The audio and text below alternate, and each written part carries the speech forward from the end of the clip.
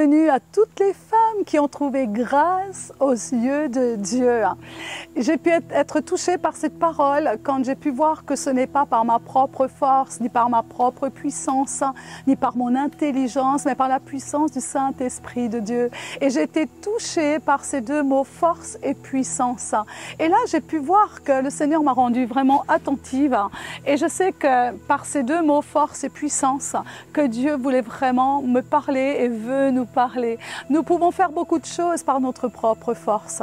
Et combien de fois nous avons essayé de forcer des situations, de forcer au travers des forces physiques que nous avons, de forcer au travers de notre caractère qui est entier, qui est déterminé, juste pour le matériel autour de nous, pour les besoins que nous avons. Et bien par notre force physique et notre endurance également, nous avons fait beaucoup de choses par notre propre force. Mais nous pouvons faire beaucoup de choses aussi par la puissance, par notre propre puissance, c'est-à-dire notre orgueil, nos dons, nos talents. Et parfois on se dit, waouh, je suis la meilleure, waouh, qu'est-ce que j'ai, waouh, regarde tout ce que j'ai fait, regarde ce que j'ai pu réaliser, etc. Et on peut s'attribuer, on peut attribuer à notre puissance, tellement de choses, même une bonne élocution, on pense qu'elle vient de nous, on pense qu'on a un don spécial, qu'on fait tout par notre propre force, même l'élocution ou la prestance ou l'expérience ou parfois même le fait d'avoir des finances, d'être béni, parfois on peut s'attribuer ces choses. Et dans Jean 9 au verset 4, Jésus dit, il nous faut accomplir les œuvres de celui qui m'a envoyé. Waouh, ce verset est tellement puissant. Il nous faut, il ne dit pas je, non, mais il dit vous et moi, nous avons un travail à faire. Vous avez Jean 14 au verset 10 qui dit, ne crois-tu pas que je suis dans le Père et que le Père est en moi? Et les paroles que je vous dis ne sont pas les miennes, waouh, mais ce sont les paroles que le Père m'a données. Je ne les ai pas dit, pas de moi-même, il ne le dit pas de lui-même, dit Jésus, mais le Père qui demeure en lui. C'est lui qui fait les œuvres. Donc le Père en Jésus-Christ fait les œuvres. Et Paul dit dans 1 Corinthiens 15 au verset 10, par la grâce de Dieu, je suis ce que je suis, et sa grâce envers moi n'a pas été vaine. Loin de là, j'ai travaillé plus que tout ça. Et non pas moi toutefois, mais la grâce de Dieu qui est avec moi. Wow. Et là, on peut voir quelle déclaration de Paul. C'est comme si cette grâce était quelque chose de tellement additionnel en réalité. Ce n'était pas que Paul avait la grâce de Dieu, mais là, vraiment, on peut réaliser que la grâce de Dieu était avec Paul. Il a trouvé grâce et la grâce était avec lui. Il dit d'abord, j'ai travaillé plus dur que tout le monde. Il est en train de te dire, ah ouais, c'est toujours les mêmes qui ont travaillé. C'est toujours moi qui écrivais aux églises. C'est moi qui enseignais. C'est moi qui me faisais arrêter. C'est moi qui payais pour tout le monde. En réalité, mais il se rattrape. Et il se corrige et il dit, ce n'était pas vraiment moi, parce que je n'ai aucun mérite, mais c'est la grâce de Dieu qui m'a permis de travailler ainsi. Alors ça, je trouve que vraiment, Paul nous apprend l'humilité, vraiment. L'humilité, il attribue tout ce qu'il a pu faire, tous les mérites, il n'en avait aucun. Il y a un mérite à donner, ce n'est pas d'avoir été capable de le faire. Le seul mérite que nous puissions avoir, c'est de laisser la grâce de Dieu le faire au travers de nous. C'est ce que Paul a réellement vécu et c'est pour cela qu'il a pu aller jusqu'au bout de la course. Mais la capacité ne vient pas de nous. Le Saint-Esprit ne force aucun chemin en nous par la force. Et ça, c'est une réalité. Il ne va jamais casser ton cœur, te détruire à l'intérieur pour prendre toute la place, te dire laisse-moi faire. Non, c'est seulement si je mets toutes ces choses de côté, tout ce que je me suis attribué, toutes les forces que je me suis attribuées en pensant le faire par moi-même, toute la puissance que je me suis octroyée au travers de l'orgueil, c'est seulement en laissant ces choses-là de côté que je peux ouvrir un chemin au Saint-Esprit de Dieu. Il désire ton passe. Il désire ton passe, pas ton passe sanitaire, mais ton passe céleste. Il désire ton ton passe et qui dit non par ma puissance. Le P comme puissance, non pas par ma propre aptitude et non pas par ma propre sagesse. Et ça, c'est le passe que Dieu veut, c'est le Saint-Esprit qui veut que tu lui soumettes ce passe et qu'il puisse amplifier l'aptitude, non plus par ta propre force, sa sagesse, non pas la tienne, etc. Sa puissance, non pas ta puissance.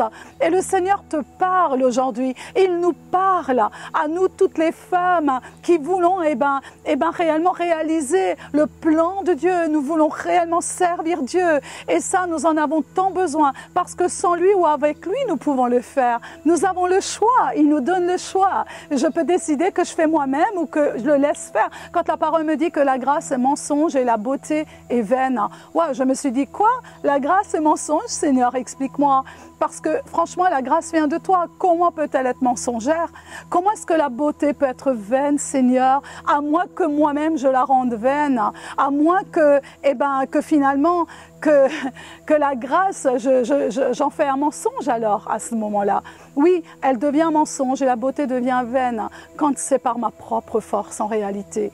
Et là, je me suis rendu compte que si Dieu nous le dit dans Proverbe 31, s'il nous parle à nous, cette épouse de Christ qui est en train d'être parée, quand le Seigneur nous compare à son épouse, ou quand tu vois combien l'époux dit à sa femme, oui, il y a beaucoup de femmes vaillantes, bien sûr, tu te compares tellement aux autres, mais je vais te dire, mon amour, ces femmes vaillantes qui sont très bien, mais toi tu es au-dessus de toutes, toi tu es la meilleure, toi tu es ma préférée. Il lui montre qu'elle est le numéro 1, le number 1 pour lui. Oui, il y a des épouses vaillantes, c'est vrai, mais une seule est la sienne, et la plus au top pour l'époux et pour Jésus qui prépare son épouse.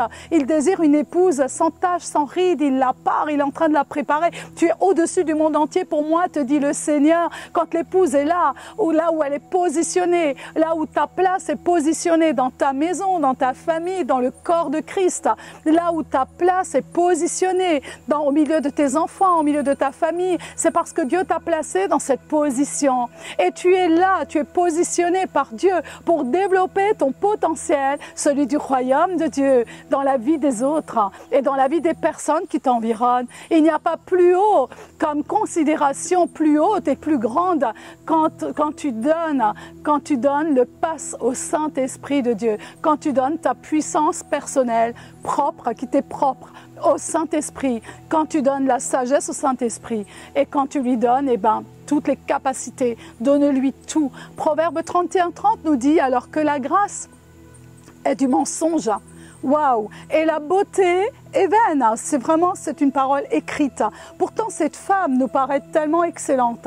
Oui, là, Dieu peut nous montrer que finalement, en dépendant du Saint-Esprit de Dieu, la grâce nous est accordée et cela devient, pas quelque chose de vain. Cela ne devient plus du mensonge, plus du superficiel, plus que de l'apparat, de l'apparence.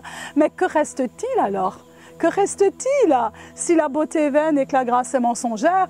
Il reste une femme qui craint Dieu et c'est elle qui est louée, me dit la parole de Dieu. C'est elle qui réjouit le cœur de l'époux, c'est elle qui réjouit le cœur de ses enfants, c'est elle qui réjouit toutes les personnes autour d'elle. Elle réjouit l'époux, Jésus qui vient préparer, qui prépare son épouse. Tu réjouis parce que tu es positionné par lui, parce qu'il a mis son onction, il a mis sa force, il a mis sa puissance en toi et il a mis également sa sagesse en toi. Mais la grâce est mensonge. C'est quoi un mensonge en réalité? Et c'est impressionnant parce que peut-être que pendant des années, nous avons marché par le mensonge en réalité, en essayant de faire par nous-mêmes. Il y a plusieurs manières de comprendre une vérité. Si ton enfant te dit qu'il a vu un éléphant dans la baignoire, c'est vrai, c'est drôle, c'est rigolo, parce que peut-être qu'il a vu un dessin animé avec un éléphant et puis il s'est imaginé dans la baignoire. Voilà, c'est tout son monde imaginaire. Est-ce que c'est un mensonge? Cet enfant est tout petit et l'éléphant est tellement gros que tu ne vas pas lui dire « tu es un menteur, je vais te punir », etc., etc. Tu le maltraites, tu lui donnes des paroles négatives. Non, parce que lui, dans sa réalité, il a vu, il a compris que son imagination pouvait être une réalité. Mais quand ton mari te dit la même chose, j'ai vu un éléphant, ou chérie, écoute, tu reçois un éléphant dans la salle de bain, alors je peux me dire, est-ce que c'est moi-même que tu as vu? etc. Il dit, ah, j'ai vu un éléphant, il va te dire la même chose. Eh bien, tu sauras alors, parce que c'est un adulte, parce que c'est ton époux, que c'est un mensonge. Des fois, on nous dit des vérités et ce n'est pas forcément vrai, mais peut-être influencé par des événements, par des circonstances, etc., par des blessures, par tant de perceptions différentes.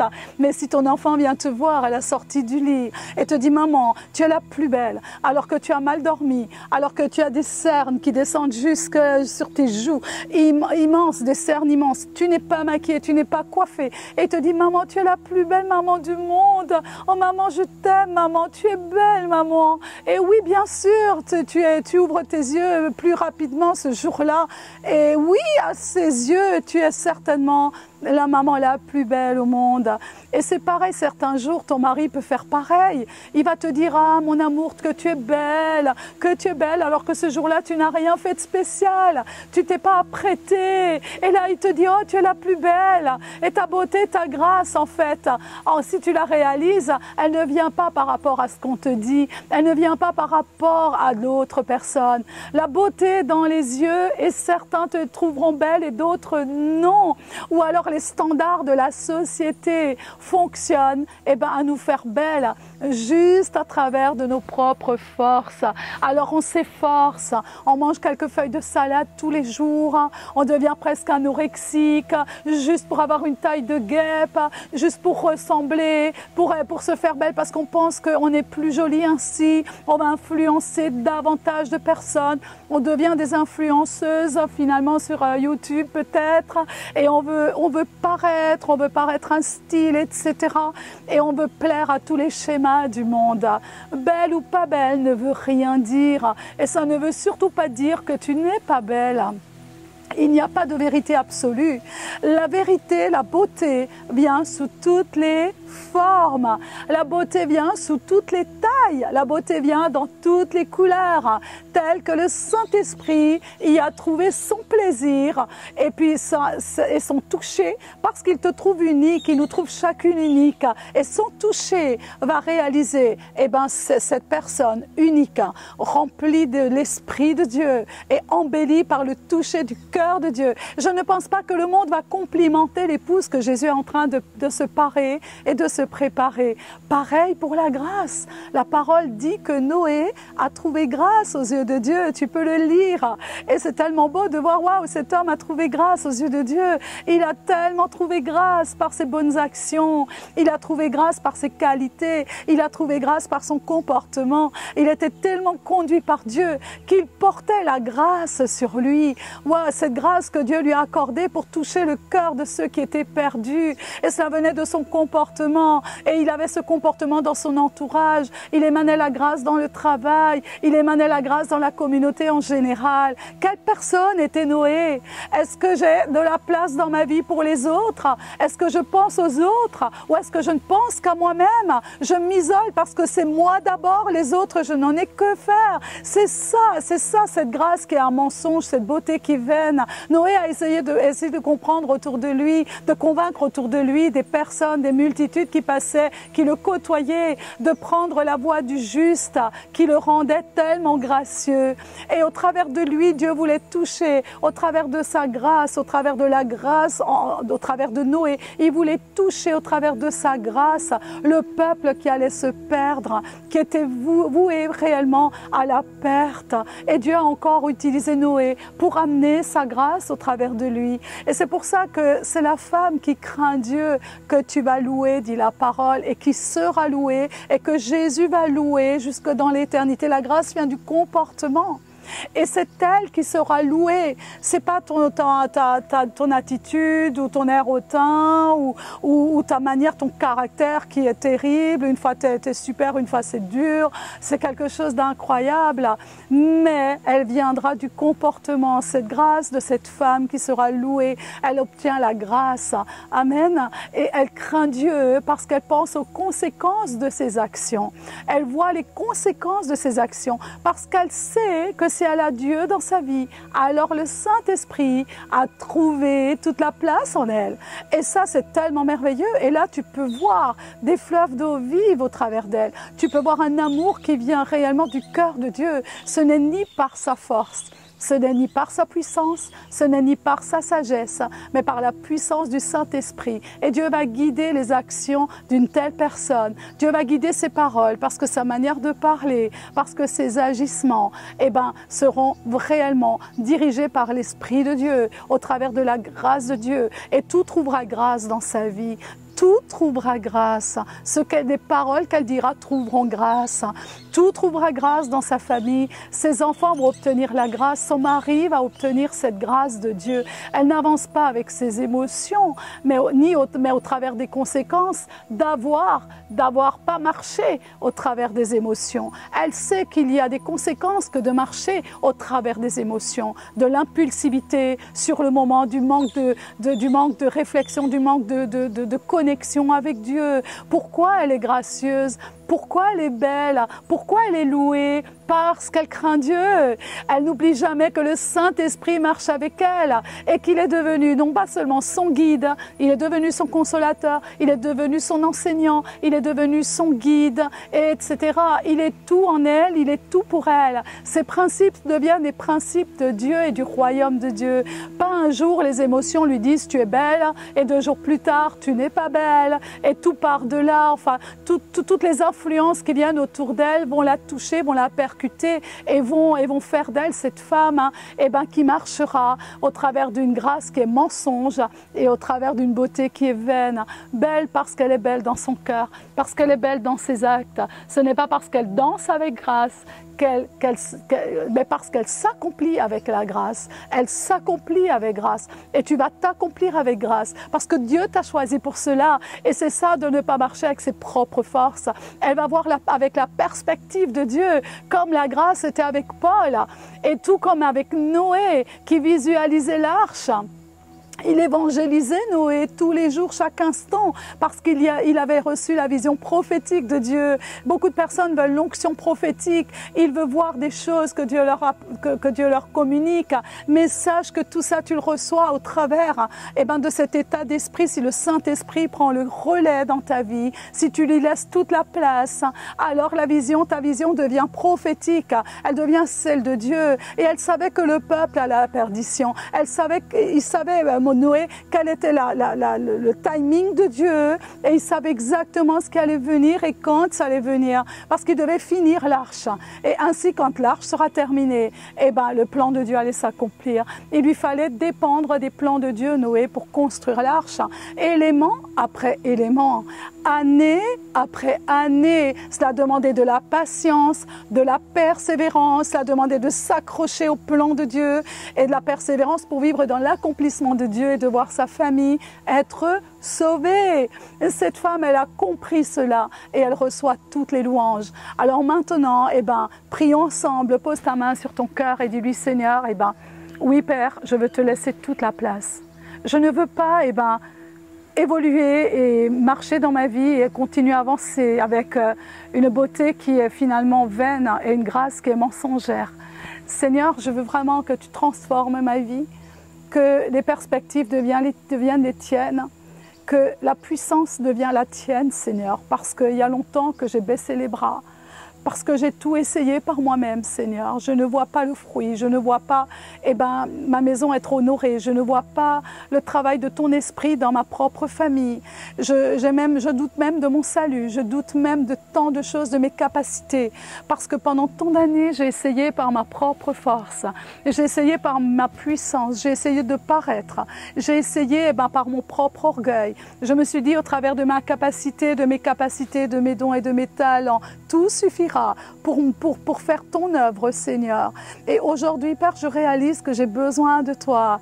Que ma beauté soit la tienne, que la grâce qui m'accompagne devienne la beauté dans mon cœur et que tous puissent voir que je ne marche plus par ma propre force. Je ne marche plus par mes émotions négatives. Je ne marche plus, Seigneur, dans l'inconstance, ni dans la confusion, parce que ta grâce, elle trouve sa place, elle vient dans ma vie, elle m'accompagne dans ma vie, comme elle a accompagné Paul, comme elle a accompagné Noé, comment ainsi sa famille a été sauvée, même sa famille a trouvé grâce. Mais Saint-Esprit, prends toute la place, prends toute la place. Viens régner, viens, je t'offre mon passe que j'utilisais jour après jour, année après année. Je te l'apporte maintenant et que, Seigneur, que dans ma vie se fasse tout au travers de ta puissance, au travers de ta force à toi, au travers de ta sagesse et au travers de la puissance du Saint-Esprit en moi. Rallume le feu dans mon cœur, rallume le feu de ton esprit dans mon cœur, que mon cœur soit embrasé, que je devienne cette femme d'excellence au travers de toi. Comme disait Jésus, pour faire les œuvres du Père. Oui, Jésus a dit, nous devons le faire. Il est avec toi, il est avec nous et faisons les œuvres du Père, parce que Jésus est en train de préparer l'épouse, de la parer, et tu fais partie de cette épouse, déclare-le, je fais partie de l'épouse de Jésus, je fais partie des préparations, je fais partie de son œuvre, et je suis une femme d'influence, j'influence cette onction au travers de la puissance du Saint-Esprit, j'influence sa présence, au travers de la force que Dieu me donne, j'influence la sagesse de Dieu au travers de la sagesse autour de moi, Seigneur. Oui, tous verront que c'est toi qui es agissant. Tous verront ton onction surnaturelle, Jésus. Oh, merci pour ton amour, Père, à l'égard de toutes les femmes qui reçoivent ce message aujourd'hui. Soyez bénis, soyez renouvelés, que votre leadership se multiplie, que vous puissiez fructifier selon cette grâce de Dieu qui vous accompagne, qui n'est pas mensongère, mais qui devient vérité, au travers de cette beauté qui n'est plus vaine, mais qui est une réalité, que dans votre cœur, il y ait toute la place pour la volonté parfaite de Dieu. Abandonnez vos propres forces, vous trouverez du repos ainsi dans la présence de Dieu. Vous trouverez du repos, vous trouverez de la joie à servir Dieu. Rien ne sera plus trop difficile parce qu'il va vous porter. Il vous porte dans ses bras d'amour pour accomplir dans ces temps les plus merveilleux qui sont des temps prophétiques de la fin.